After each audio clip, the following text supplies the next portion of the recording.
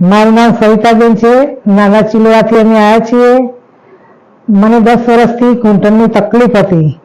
તે પહેલા 11મા મહિનામાં 2023માં કરાવેલું, અહીંયા જ કરાવેલું અને અત્યારે ફરી કરાવ્યું અહીંયા।